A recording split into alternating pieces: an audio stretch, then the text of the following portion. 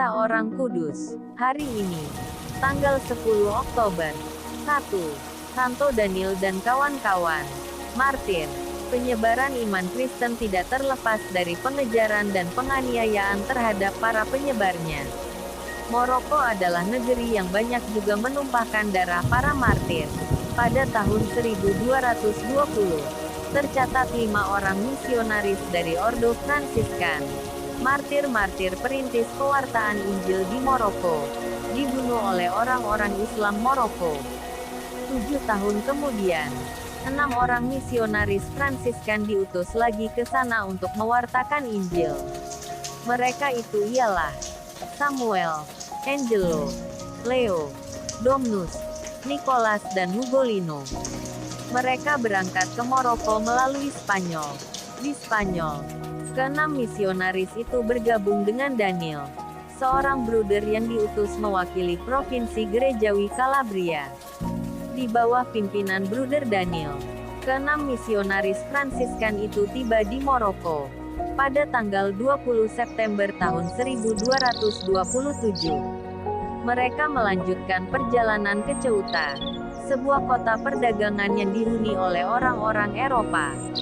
Di Ceuta mereka mulai mewartakan Injil di jalan-jalan, terutama di tempat-tempat di mana banyak orang berkumpul. Mereka berhasil mempertobatkan sejumlah besar orang. Timbullah kekacauan di kota itu. Sehubungan dengan kegiatan mereka, orang-orang Islam yang tidak puas dengan kegiatan itu menangkap dan menghadapkan mereka ke depan Kadi, pembesar kota. Kadi menganggap mereka orang-orang gila, karena pakaian mereka sangat kotor dan kepala mereka tidak bertudung. Mereka disiksa dan dihina di muka umum, lalu dipenjarakan. Di dalam penjara, Daniel menulis surat kepada orang-orang yang telah menjadi Kristen, untuk menguatkan hati mereka, sambil menceritakan apa yang sedang terjadi atas diri mereka di dalam penjara. Ia menasehati mereka, agar tetap berpegang teguh pada iman Kristen, yang telah mereka terima dalam situasi sulit apapun. Sementara itu, penyelidikan atas mereka terus dilakukan.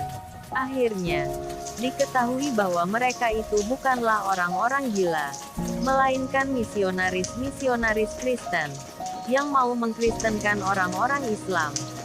Karena itu, mereka sekali lagi disiksa dan dipaksa supaya mengingkari imannya. Tetapi pendirian mereka tak dapat dilumpuhkan dengan siksaan apapun. Mereka tetap memaklumkan Kristus, dan menyangkal Nabi Muhammad SAW. Akhirnya mereka mati dipenggal. Jenazah mereka dimakamkan di sana oleh umat Kristen setempat. Beberapa lama kemudian jenazah para martir itu dipindahkan ke Spanyol. Mereka dinyatakan sebagai martir oleh Sri Paus Leo ke-10 tahun 1513 sampai tahun 1521 pada tahun 1516. 2. Santo Paulinus dari York, uskup dan pengaku iman. Paulinus lahir di Roma sekitar tahun 584. Pada tahun 601, ia bersama beberapa orang rekannya diutus oleh Sri Paus Gregorius pertama untuk mewartakan Injil di Inggris, di kalangan suku bangsa Anglo-Sakson, warga kerajaan Northumbria.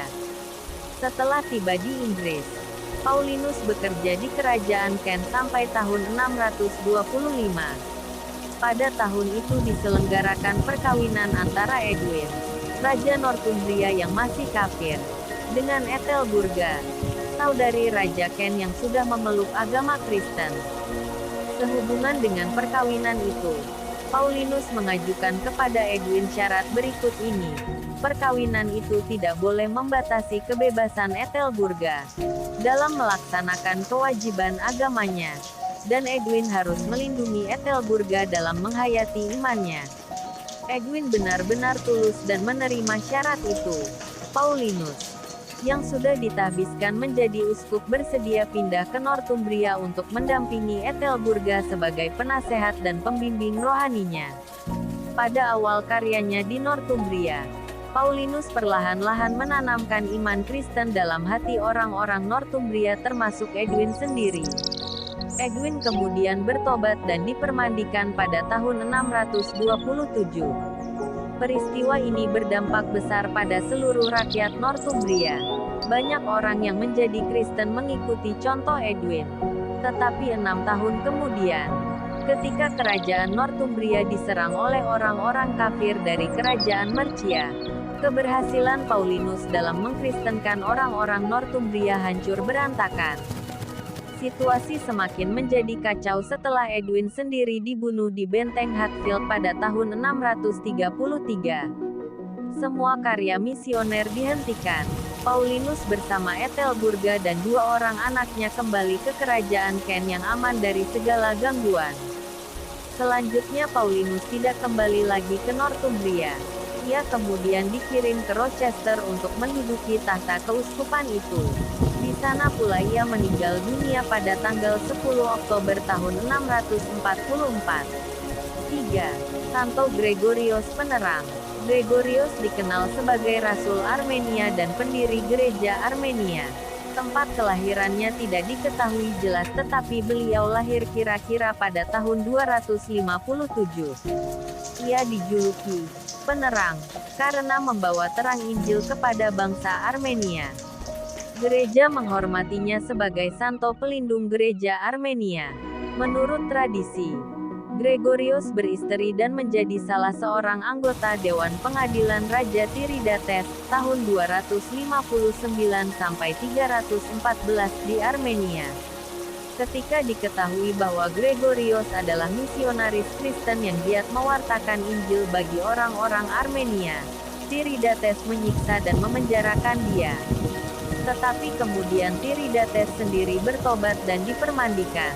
Gregorius kemudian diangkat menjadi uskup di kota tua Ashtisan, yang berdekatan dengan kota Erzincan, Turki.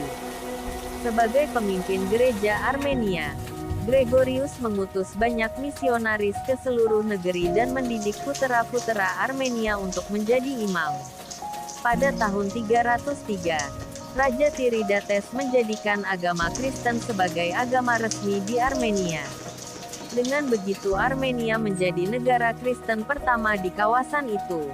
Pada hari tuanya, Gregorius menyerahkan keuskupannya kepada anaknya, lalu mengundurkan diri ke dalam biara.